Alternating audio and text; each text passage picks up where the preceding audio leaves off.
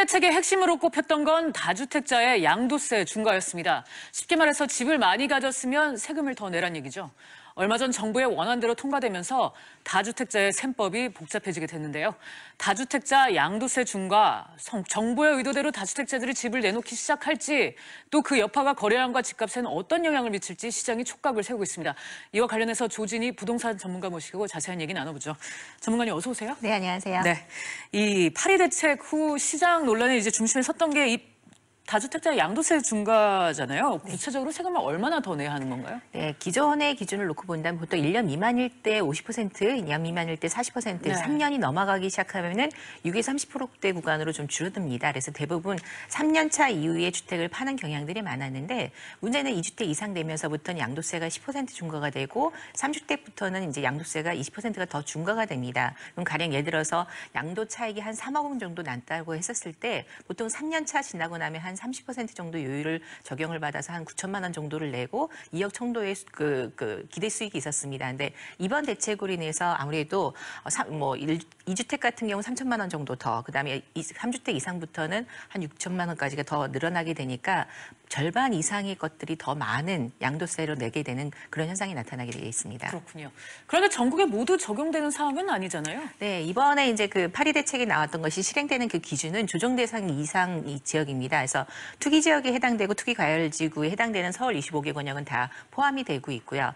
지방 같은 경우도 이제 그 과천이라든가 그다음 경기도 수도권 일부 지역, 그다음에 세종시와 부산이 있습니다. 근데 여기서 좀 이제 이번에 실망감이라든가 우려가 나오고 있는 지역 같은 경우는 수도권 일부 지역의 동탄 이신도시라든가 남양주라든가 일부 지역 같은 경우는 벌써 지금 조정이 들어오고 있는 관계라서 시장에서의 반응은 좀 더 많이 뜨겁습니다. 네, 이번 정책의 의도라면 어떻게 볼 수 있을까요? 이 다주택자에 대한 정부 압박의 무게감이 더 커졌다, 이렇게 볼 수 있지 않겠습니까? 네, 원래 파리 대책의 가장 기본적인 중심이 됐던 것들이 다주택자가 보유하고 있는 그 보유 물량을 시중에다가 내놔서 실제 수요자들한테 공급을 더 늘려서 공급의 안정화를 기한다는 목적이 있었고, 실질적으로 임대사업을 등록을 시키게 해서 세수를 확보한다라는 두 가지 목적이 있었습니다. 그래서 이번에 전체적인 그 매달 정책들이 나오면서 생각보다 그런 조정들이라든가 정책들이 실행이 좀 늦어지다 보니까 이 부과 부분이 통과가 안 될 거라는 시장에서의 어떤 기대 심리가 굉장히 높았습니다. 근데 그와 상관없이 로드맵 발표 이후에 바로 어떻게 보면 통과가 되다 보니까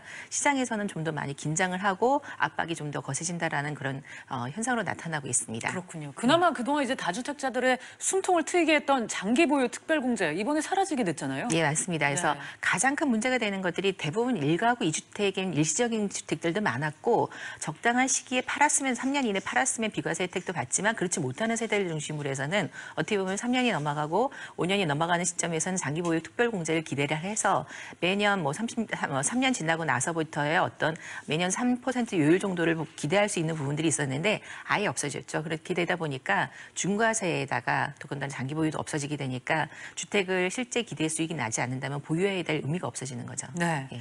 자, 이제 관건은 다주택자가 집을 내놓을지, 바로 이 부분입니다. 물론 자금 여력에 따라 차이는 발생하겠지만 결국 버티기에는 한계가 있다, 이런 분석도 나오고 있고요. 전문가님의 판단은 어떻습니까? 네, 저희 나라가 갖고 있는 가장 우수한 장점이라고 하는 것 중에 하나가 이제 시장에서의 전세제도라는 부분입니다. 그래서 보통 시장에서의 어떤 그 악영향이라고 하는 거나 이런 평가들을 보는 데는 정책이 나오고 나서의 2년 뒤 시점으로 바라보는 시즌이 많습니다. 그러다 보니까 특히 이제 내년부터 이제 부활하기 시작하는 어떤 각종 규제라든가 특히 이제 DTI나 DSR에 따라서 실제 이제 대출을 끼고 집을 산다라는 것들이 어려워지는 시점들이 나와서 시장에서의 평가 부분을 놓고 봤었을 때는 한 2019년, 20년도 정도 됐었을 때는 그냥 무조건 버티기에는 힘들어지는 상황들이 좀 더 나오게 되겠죠. 네, 실제 시장 내 움직임이 궁금합니다. 매물들이 좀 나오고는 있습니까?